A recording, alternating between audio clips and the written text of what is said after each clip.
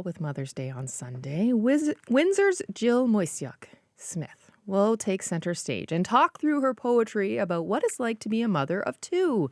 She's performing her single-person show entitled Mom's Night with Mom Said Duck. That happens tonight at Corda Zone Theatre on Seminole Street in Windsor. She writes poetry, has her own website, and her own podcast, and she joins us here. Good morning. Good morning. So to start, tell us about the name Mom Said Duck. Yeah, so if you've ever typed the F word into a text message and it autocorrects to duck, that's where the name comes from. Okay, so this sounds interesting. Tell me first about how this came to be, and then we'll talk about your kids because I really want to know about your two kids. So tonight you're going to be performing. It's in front of roughly 100 people. Mm-hmm.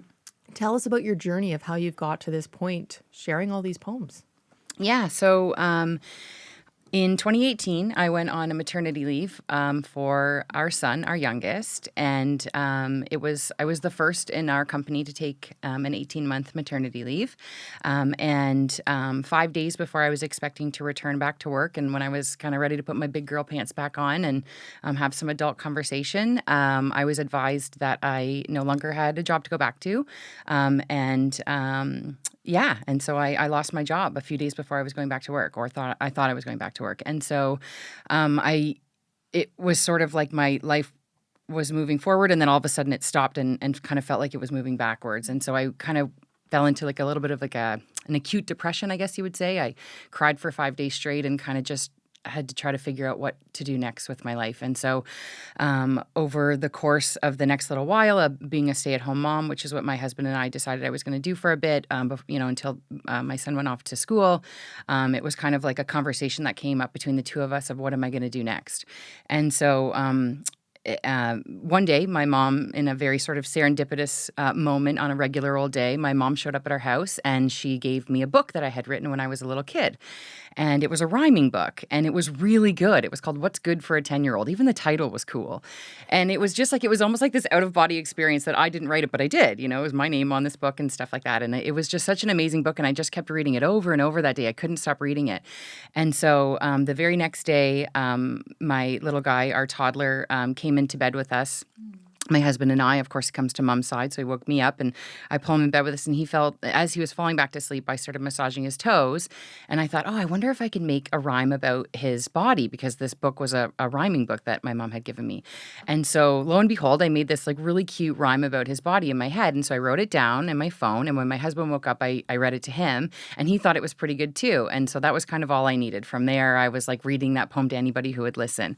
And so all of a sudden, it was kind of like over the course of about a month or so, I was like, I was writing these poems that I kind of didn't even know I had inside of me. And after about 10 or 15 poems, I kind of looked back and realized they were all about motherhood, and most of them were funny.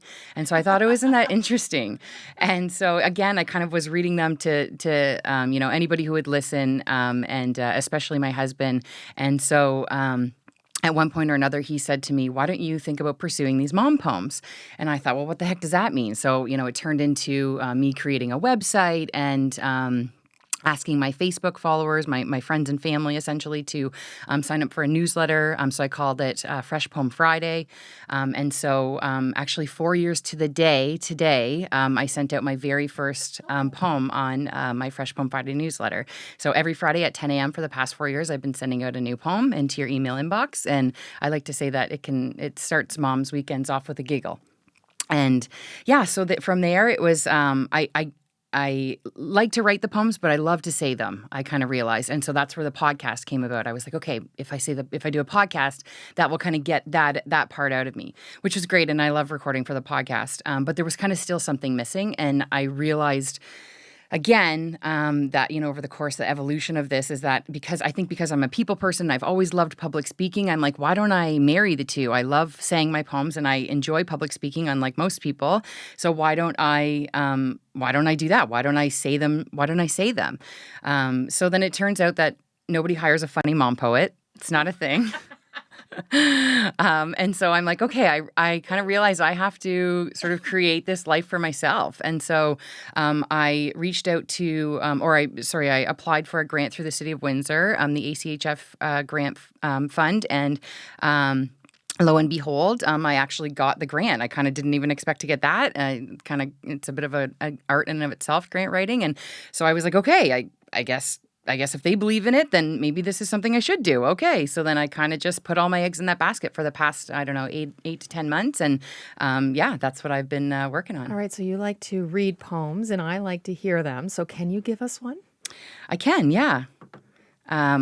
I'll do you, so I have a favorite funny one and a favorite sweet one. You pick. Funny. Funny. You're like, of course. Obviously. We need to laugh this Friday morning. Okay, so this one's called I Lie Sometimes. Sometimes I lie to get through the day. Often I tell you there's no other way. I lie to my kids about whose snack is bigger. I tell them it's equal. If not, then I trigger.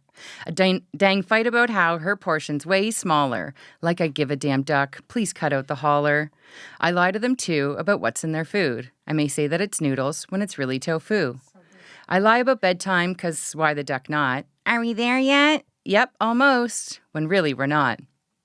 It's a lie when I threaten that they won't go see their grandma and grandpa if they disobey me. That one right there is the tallest lie of all. My rents are my weekend warriors, and Mama needs a trip to the mall. There is only one thing about which I don't lie, and that's that I love them from here to the sky. It's so good. It's so relatable. Thank you. So relatable. Aw, thanks. I don't know how many times things are candy when they're actually vegetables. Right, yeah. I know. Yeah. These small little green things, those aren't peas. Those are No. so much sugar in them. Don't eat Yeah. them before bed. Yeah. So good. How much of this was inspired by those momisms or those moments with your kids where you think this is completely relatable? That's it. It was almost like that's where that's where I started drawing all the inspiration from, is like these really mundane things or mundane moments like school lunches or, when I wrote a poem about toddlers or, just kind of whatever was kind of happening at the moment that was sort of giving me the most grief, I suppose you could say, is sort of where my sort of energy went into to write the next poem. How much of them are on those milestones? I'm thinking about the things that you go through when it comes to potty training, to the first day of school, to going into a new bed. Yeah. A your lot of them. teeth. Yeah. I call that my low-hanging fruit Okay. because I have to come up with a new one all the time. And so, yeah, those ones are sort of like, they're easy to sort of like imagine the idea of the poem. But yeah, some of them are easy to write, some of them are hard to write. What is the performance like? Tonight, you mean? Yeah. Yeah. So, it's going to be just me up there on the stage. I've never done anything like this before, so I'm super nervous, but I'm also super excited. So I have Tiana McKay will be my MC. She runs the Mama Expo, it's just gonna be a really fun night. I have a ton of poems planned, but there's going to be a ton of other stuff going on too, because I don't want it to just kind of be me up there. I want moms to kind of walk away with a memorable experience. So there will be an Instagram wall. Actually, Shay from Osmosis Glow donated a neon sign for the Instagram wall. I've got popcorn donated from What's Poppin', as well as a meat, cheese, veggie, and fruit tray from my parents. And there will be a donation table. All of the proceeds for the snacks are going to go straight to House of Soft Scene. So that will be 100% of proceeds for that. I make cards for Mother's Day. It's kind of another little thing I do with Mom Said Duck. And so I'll be selling those cards that are actually specifically for grandmothers at my show tonight as well. Lots of just like, there'll be fun music playing, all sort of female focused, Lizzo type, music playing while it's going on. And it's just going to be a really fun night. Oh, specialty cocktails. There'll be a blue and pink cocktail. The popcorn's blue and pink. So it's just kind of like a fun, themey night. I love it. Before I let you go, I want you to tell me a little bit about your two little special ones. What's their names and what are they like? Yeah, so my daughter's name is Violet, and she is 10 years old. And my son's name is Edison, and he is 6 years old. And they're just the most wonderful kids ever.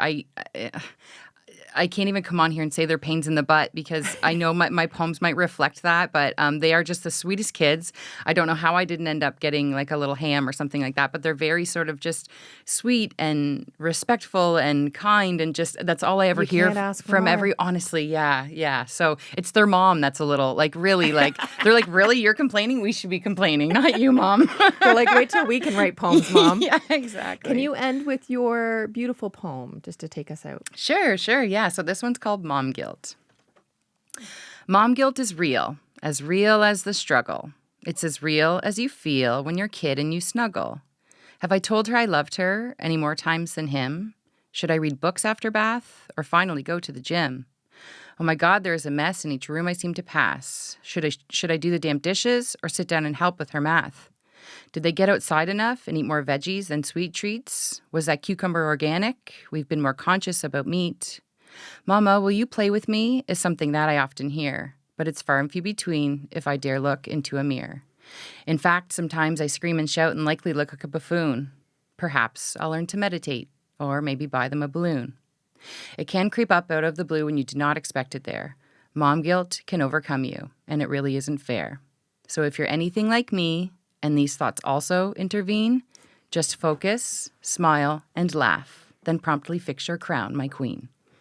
Amazing. Aw, I'm thank totally you. I'm like in tears because I Aw. totally identify. I go through that every day. Aw. Thank you so much. Happy Mother's Day. Thank you. And Thank good you luck so tonight. much. Thank you so much. I appreciate it. I'm so grateful to be here. Oh,